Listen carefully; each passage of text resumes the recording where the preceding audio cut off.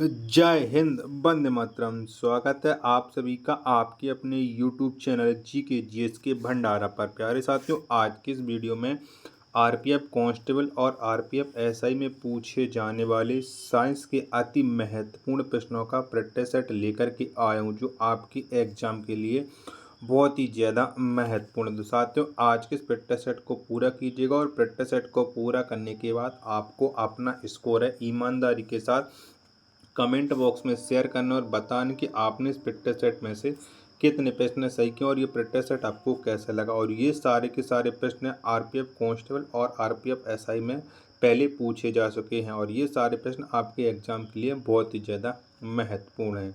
तो फिर चलिए शुरू करते हैं। तो पहला प्रश्न है आपके सामने कि एक सामान्य शुष्क सेल में विद्युत अपघट्य होता है, तो बताओ क्या होता है। तो ये होता है अमोनियम क्लोराइड। ऑप्शन संख्या सी इस प्रश्न का राइट आंसर है, हो जाएगा। प्रश्न संख्या 2 है आपके सामने कि आकाश नीला लगता है क्योंकि, तो बताओ हमें आकाश है वो नीला क्यों दिखता है। तो ये लघु तरंग दीर्घ तरंगों की अपेक्षा वायुमंडल द्वारा अधिक प्रकीर्ण होती है, इसलिए आकाश नीला दिखता है। ऑप्शन संख्या बी इस प्रश्न का राइट आंसर है, हो जाएगा। प्रश्न संख्या 3 है आपके सामने कि एक माइक्रोन बराबर है, तो बताओ ये किसके बराबर है एक माइक्रोन। तो ये 1/1000 मिलीमीटर के बराबर एक माइक्रोन होता है। ऐसे हम ये भी बोल सकते हैं 10⁻³ भी हम इसे बोल सकते हैं। तो 3 का राइट आंसर ऑप्शन संख्या सी हो जाएगा। प्रश्न संख्या 4 है आपके सामने कि अति चालक का लक्षण है, तो बताओ इनमें से कौन सा अति चालक का लक्षण। 4 का राइट आंसर क्या हो जाएगा। तो उच्च पारगम्यता हो जाएगा अति चालक का लक्षण। ऑप्शन संख्या ए इस प्रश्न का राइट आंसर हो जाएगा। प्रश्न संख्या 5 है आपके सामने कमरे में रखे रेफ्रिजरेटर का दरवाजा खोलकर, तो बताओ क्या हो जाता है जब हम फ्रिज का दरवाज़ा खोल देते हैं। 5 का राइट आंसर। तो आप कमरे को थोड़ा गर्म कर सकते हैं। ऑप्शन संख्या सी इस प्रश्न का राइट आंसर है, हो जाएगा।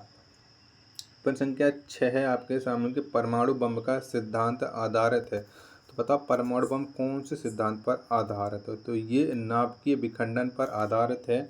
6 का जो राइट आंसर है ऑप्शन संख्या बी इस प्रश्न का राइट आंसर है, हो जाएगा। अगला प्रश्न प्रश्न संख्या 7 है आपके सामने कि परमाणु के नाभिक का आकार होता है, तो बताओ कैसा होता है परमाणु के नाभिक का आकार। 7 का राइट आंसर आपको बताना है। तो ये होता है 10⁻⁻15 मीटर परमाणु के नाभिक का आकार। ऑप्शन संख्या सी इस प्रश्न का राइट आंसर हो जाएगा।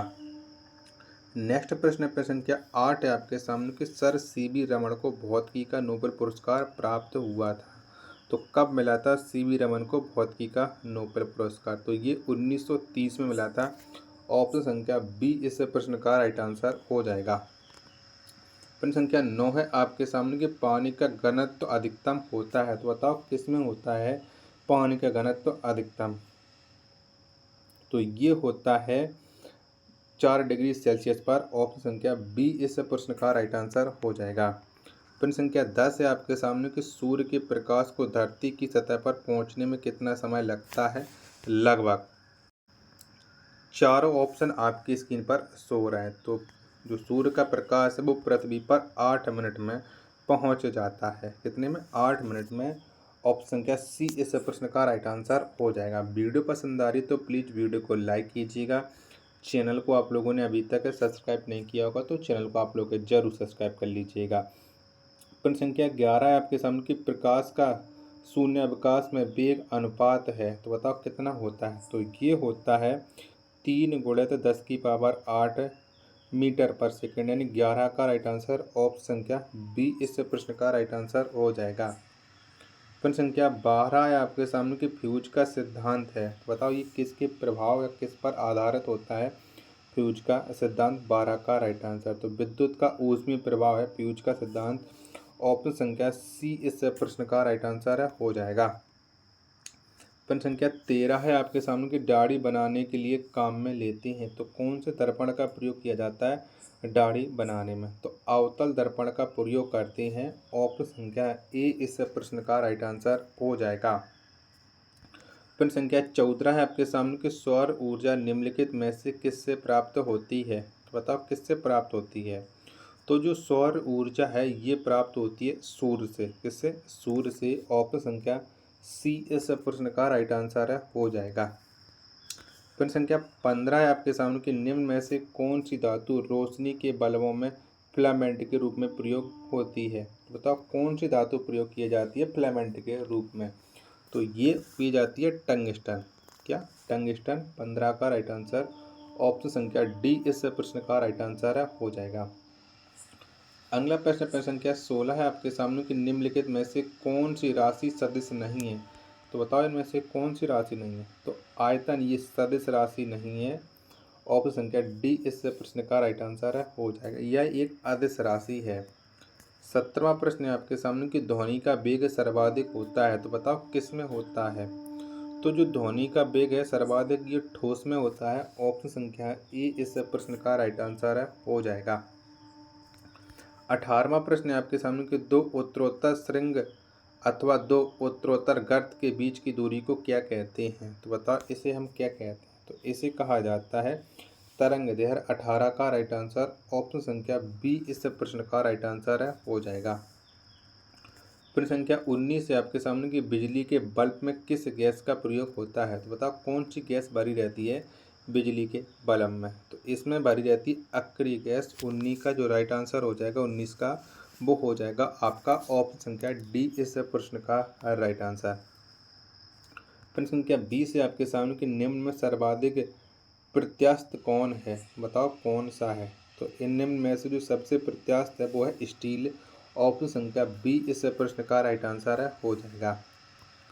प्रश्न संख्या 21 है आपके सामने कि निकटतम सितारों से प्रकाश पृथ्वी तक पहुंचता है। बताओ कितने समय में सितारों से जो प्रकाश है वो पृथ्वी तक आ जाता है। तो ये आता है 4.2 वर्षों में। 21 का आंसर ऑप्शन संख्या सी इस प्रश्न का राइट आंसर है, हो जाएगा। प्रश्न संख्या 42 है आपके सामने कि 22 है आपके सामने कि भारत का पहला वैज्ञानिक उपग्रह परिक्रमा में गया था। तो कौन सा उपग्रह गया था भारत का पहला। तो भारत का पहला उपग्रह था आर्यभट्ट। ऑप्शन संख्या ए इस प्रश्न का राइट आंसर, हो जाएगा। प्यारे साथियों, अगर आपको ये प्रैक्टिस सेट थोड़ा बहुत भी पसंद आए तो प्लीज़ एक लाइक आप लोग जरूर कीजिएगा।